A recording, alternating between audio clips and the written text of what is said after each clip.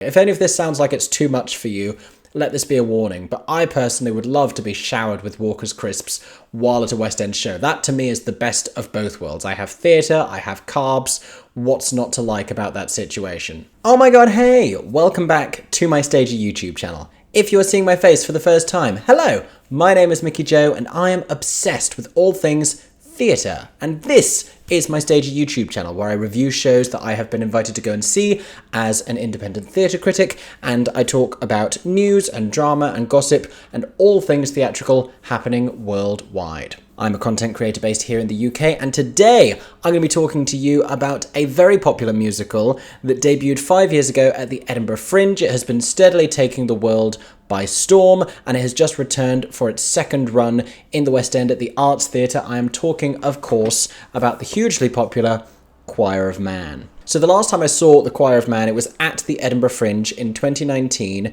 in the same week that I saw Six, the musical, for the first time, and they've had a similar trajectory. They have both been on cruise ships, they have both been produced internationally, and they have both opened at the Arts Theatre in the West End. Six has subsequently moved to a different West End venue, but The Choir of Man is back at the Arts Theatre. I was invited to see it tonight for its media night, and I'm going to be telling you all about the show. Before I do, and before I get into this review, a few things to remember. One, if you enjoyed today's video, make sure you are subscribed to my Stagey YouTube channel. If you really enjoy it, you can use the super thanks button down below to give me a tip. That very much helps me in making the kind of content that you all enjoy seeing on here. Also, you can use the link in the description down below to sign up for an account to follow me on ShowScore. It's completely free, and if you use the link down below, you'll automatically be following me. You'll see all of the written reviews that I post about London shows, and you can also review shows for yourself. If you saw The Choir of Man and you want to review it for yourself, you can use the link down below to do just that. And finally, if you aren't already, make sure you go and find me on other social media platforms. I'm on Instagram, Twitter, and TikTok, all at Mickey Joe Theatre. Now, let's talk about The Choir of Man.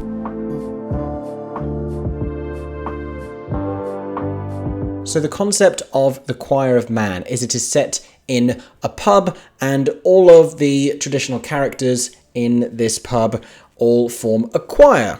So throughout the show, you hear this incredible catalogue of songs, some classics, some contemporary stuff, with brilliant harmony vocal arrangements. Sung by these guys with fantastic voices, and you learn a little bit about their character, but it's not really like a strong narrative. It doesn't have a plot as such. It's just vibes. You are in this pub environment, and it's heartwarming, and it's funny, and it's affecting, but it's mostly just these guys having a nice time. And I feel like that as a premise is enough. I think vocal harmony groups like that and guys singing in a pub setting is an intriguing enough premise to have people be entertained if that's all that they did. But the brilliance of this show is that it takes it so much further, and it does so many things that you wouldn't have thought that it might consider in the name of entertainment. We have tap dancing, we have stomp style, like glass mugography and very clever staging things.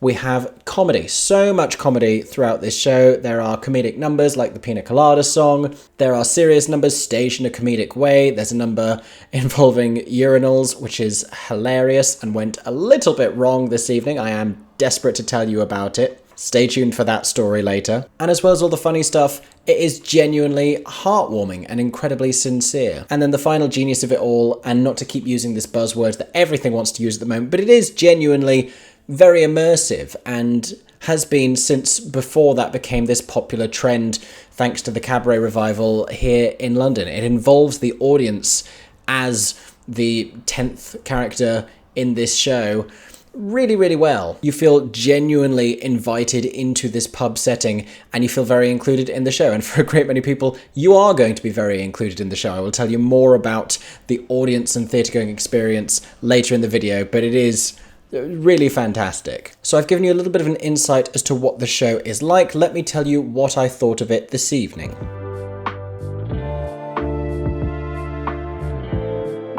So I am giving this a 4-star review. I really enjoyed it this evening. It is just the most crowd-pleasing thing. It's wonderful, guaranteed entertainment in the West End. I think this is such a great show, even specifically for like non-theatre goers to go and see. I defy anyone not to have a great time at the Choir of Man. And there's so many things about it that I thought I would find alienating. I am so not someone who enjoys pub culture or who has particularly explored pub culture as a concept, and the whole thing felt to me before I saw it for the first time a little bit alienating. As a member of the LGBT community, I was like, this feels very separate to the kind of thing that I would enjoy. It didn't seem like something that was for me. It felt, you know, a little bit straight, a little bit mask. A pub setting is not always somewhere where I am completely comfortable, and they go to such lengths to make everyone feel included and welcomed and seen, to the point that there is a little LGBT character and plotline running throughout the show. It's not made a big deal of, but it's just acknowledged and welcomed and included. And in the setting that they've done within the theatre, where they've kind of revamped the arts theatre to be the pub where the show is set, there's a bunch of pride flags and posters on the wall, which I think is really cool. But going back to my thoughts on this show, I think it's just such guaranteed entertainment. It's the definition of crowd pleasing. It has everything in the evening that is guaranteed to make you have a great time. The audience response speaks for itself. It gets this huge, raucous applause and standing ovation at the end of the performance. You can feel the joy reverberating throughout the room. It is just a fantastic night out, like few other things in the West End can really promise. And I think it's so clever as well. I think the way that it uses some of these songs, I mean, like I said before, it could succeed just on the strength of its arrangements and its harmonies and how fantastic it sounds, and the fact that they go this extra level beyond that, the fact that they are making tap dancing contemporary and cool, and the fact that interwoven throughout these songs is this beautiful, poetic, heartfelt dialogue that gives the show this added layer of sincerity. I think that's fantastic. If at this point you're wondering why I'm not giving it a 5-star review, I think it's a brilliant entertainment, but as a theatre person, it can be frustrating that the narratives established throughout the show are kind of just to justify a little wink or a little laugh. It doesn't really go anywhere. Now, ostensibly, for a lot of it, the cast members play themselves. I'm going to talk a little bit more about that later. But there isn't much of a sense of an overarching plot. There are some songs that seem to carry an emotional weight, but it's never really specified as to why. So there's an element of frustration there where you feel like maybe it would gain something simply by having just a loose narrative that the songs could follow. And also, because I already knew what the style was, that we were going to get these guys singing in beautiful harmony, I was kind of impatient for that to start. I felt like a lot of the earlier numbers in the show were them showing these gimmicks and these sort of comedy setups and involving the audience, and I wanted just a few more great up-tempo, crowd-pleasing numbers at the beginning before they then diversified the kind of content they were going to offer. I felt like a lot of the best numbers for that were all at the end, and they really hit that groove, but I wanted just at the beginning for everyone to be on the same page about this is what we're going to do, and then we do all of these little things, and then we come back to the really great thing.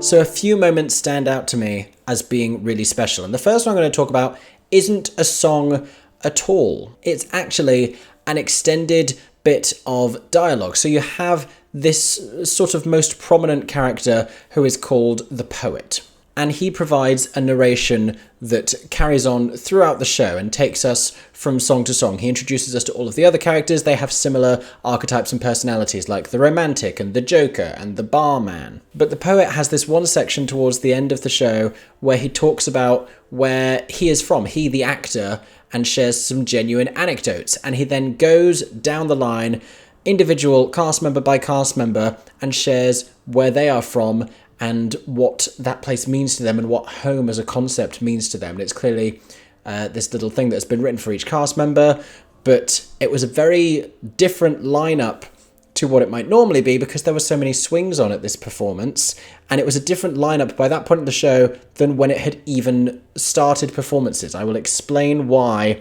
in the next section when I talk about cast. But the fact that he was able to adapt what he was going to say for cast changes that had happened mid-performance just wowed me and amazed me, and it established this very real and authentic camaraderie between all of them. You felt like they were a genuine group of friends, and you felt this kinship and warmth between them as performers, which made it all the lovelier. Now, if I had to pick a song that struck me as the standout moment of this show, the way they do the Pina Colada song is really fun and has a lot of charm to it, and is always really popular. I think it's really clever the way that they've adapted that into the show. But my favourite was the song 500 Miles. Now, you have this one character, I can't remember what name they give him, but he is a pianist, the maestro, there you go, and he plays this rhapsodic piano introduction and starts singing this gorgeous classical interpretation of the Proclaimers' song 500 Miles. The rest of the guys try and get the audience to start singing along in a traditional up-tempo way that they are familiar with, and he shouts them down. He's like, no, we're not doing it like that. Let me go back to my version. It's hilarious, and eventually they overpower him and the whole thing gives way to this audience sing-along of 500 Miles, and they get like different halves of the audience doing callbacks and doing the da da da da da da da da. If you've been to a straight wedding, you know exactly what I'm talking about. But it combines within that one number everything I enjoy about this show. It involves its audience in a really meaningful way. It's completely crowd-pleasing, but it's also a brilliant showcase of musical talent that embraces comedy at the same time. It's the ultimate crowd-pleasing number. So let's talk about the cast for this performance. Now, like I had mentioned before, we had various understudies and swings on at this performance. So as I was arriving at the theatre, there was a sign saying that there were 3 different swings on. I'm going to tell you who. So we had Dennis Grindell, who was playing the poet at this performance. We had Gavin Ryan, who was playing the barman. And we had Mark Irwin, who was playing the Joker. And Sam Ebenezer swung on mid-show to play the romantic. They were all fantastic. In particular, Dennis was this brilliant grounding force throughout the show that anchored it with such wonderful charisma and heart. He gets these profound, affecting, meaningful monologue sections. The actor usually playing the role at this run, Ben Norris, is actually the writer of those monologues, so that's particularly special if you get to see him at a performance. But Dennis was delivering this dialogue with such authority and such connection to it that you would completely believe he had written it, which is exactly what you should be doing as an actor. Sam Ebenezer, I have to shout out for coming on mid-performance, and very soon after he swung on into the show, had this very demanding high vocal section that he sang beautifully. He had this wonderful presence and this wonderful charisma, and the fact that Dennis, when he was going down the line talking about where everyone individually was from, was able to adapt himself into including Sam's section rather than the actor who had been playing that role moments before, that impressed me hugely. So Gavin Ryan, another one of the swings who had been playing the barman, he was probably the funniest throughout the show. The physicality with which he performed the Pina Colada song and this kind of like deliberately comedic sexuality was hilarious. He was just wonderful. I enjoyed him very much. I also have to mention Jordan Oliver, who did all of the tap dancing. A formidable dance talent. For him to be able to dance like that with such passion and for it to seem so natural in this kind of a setting, you would think that it would be so at odds with the rest of these characters and the rest of this show, but he made it seem completely ordinary and completely natural in that moment. They were all brilliant singers, exactly as you would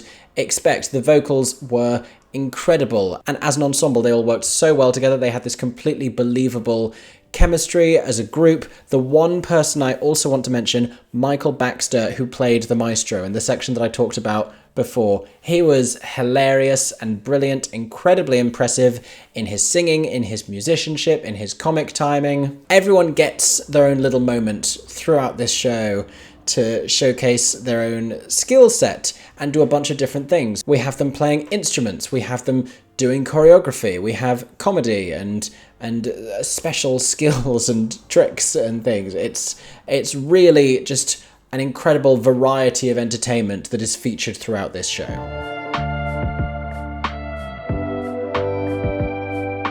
So I want to spend a little bit of time now talking about the audience participation and the experience of going to see this show. So the first thing that I've already mentioned is that they have redesigned the Arts Theatre, the foyer, as well as the auditorium, to make it feel like this pub setting. I kind of wish they'd go even further with the foyer. I don't know how long the show is planning on staying at the theatre. I could see it potentially staying for a very long time if people buy into this show the same way they did with Six. I think it's a great sized venue for it, and I think Choir of Man is a great show for this theatre. But I would love for them to make the theatre foyer seem even more like a community pub and a bit less like a sleek London theatre foyer, because you have the bar in the foyer area, but then you also have a bar on stage. So before the show, it's only one act, there is no interval, but beforehand you are able to go up onto the stage and you can purchase from the foyer bar a drinks token to take onto the onstage bar and get yourself a pint of beer. It is specifically only beer on the onstage bar, which is why I did not go up, because as much as I love that as a premise and I would love to completely get involved and participate in the immersive experience and get to be on a West End stage, very cool, would have loved that, I just can't drink beer. I'm sorry. I really wanted to. I thought about it. I was even given a complimentary press token for the beer, and I still couldn't bring myself to do it. That's how much I dislike beer. I love musicals, and I don't like beer, because you know what? Gay. That's the answer to both of those things. So that's the pre-show and the level of immersion just being in the theatre. Once the show begins, they are taking beers down to random audience members at various points throughout the show. They are throwing cards, they are throwing packets of crisps, they are using slingshots to get packets of crisps up to the dress circle. They are bringing audience members onto the stage to then perform love songs to them. It's hilarious and it's so involving, and it makes you feel so participatory as an audience to that environment and to that community. And that's the whole thing of what they are trying to portray, is that sense of community and involvement. So you are definitely guaranteed a genuinely immersive experience if you go and see The Choir of Man at the Arts Theatre in the West End.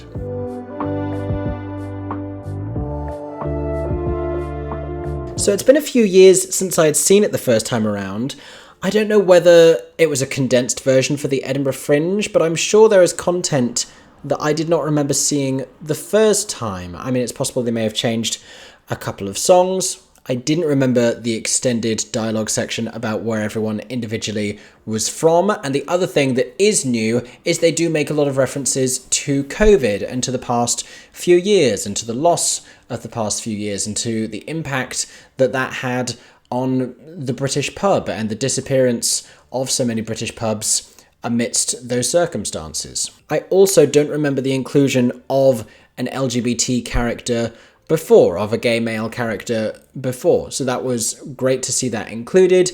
I think it's a nice way of acknowledging, like I said before, the way that this atmosphere in this setting could potentially alienate a group of people, and it's a nice way of involving them without it feeling completely performative and out of character.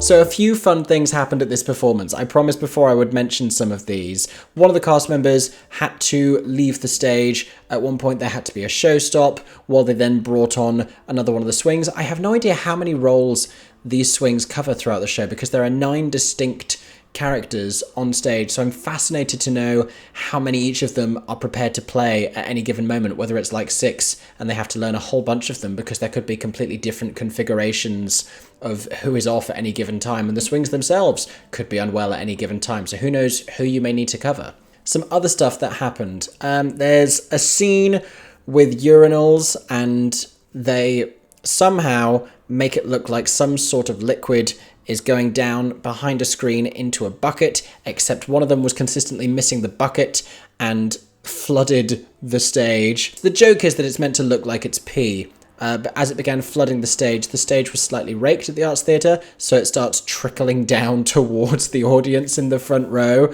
and pouring off the edge of the stage, which, when it's coming from a urinal It's not exactly what you want. They took it in very good humour, and it was very funny. Also, there was an exploding crisp packet. I don't know how this happened, whether the slingshot burst the whole thing open or whether two crisp packets that were being fired from slingshots collided mid-air, but at one point crisps just flew over the stalls area. If any of this sounds like it's too much for you, let this be a warning, but I personally would love to be showered with Walker's crisps while at a West End show. That to me is the best of both worlds. I have theatre, I have carbs. What's not to like about that situation?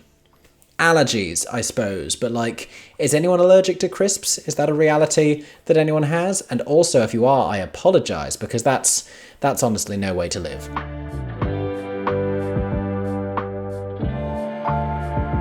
So I can say wholeheartedly, this is such a crowd-pleasing show. I think this appeals to so many different demographics, so many people, and so far beyond the traditional theatre-going community. I think my parents would love this show. I think a lot of their adult friends would love this show. I think anyone who likes live music has something to enjoy about this show. Anyone who enjoys comedy has something to enjoy about this show. It speaks to everyone. It speaks to men in a very meaningful and emotive way that is not often a conversation that we are ready to have as a society. And it kind of nods to male mental health and the importance of having conversations without having to go into it in such depth, which I think a British audience would find a little bit uncomfortable. But it's a great family show. It's a fantastic date night show. I defy anyone not to have a great time at the Choir of Man. It's just good old-fashioned entertainment. It reminds me a lot of why people watch something like a Britain's Got Talent. I think it has that same kind of an appeal. So if that is you and that's the kind of thing you watch and you are looking for a theatre show to go and see The Choir of Man at the Arts Theatre in the West End. And those have been my thoughts about the show. That has been my review.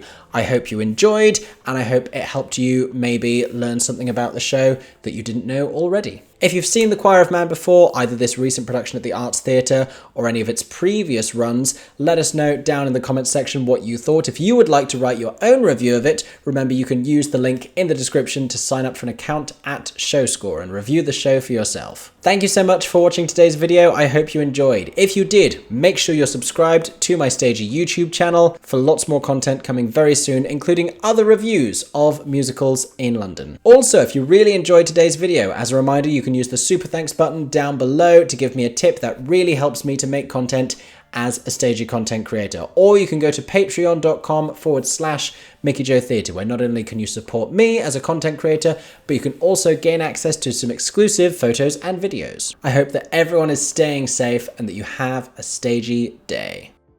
For 10 more seconds, I'm Mickey Joe Theatre. Oh my god, hey, thanks for watching, have a Stagey day. Subscribe!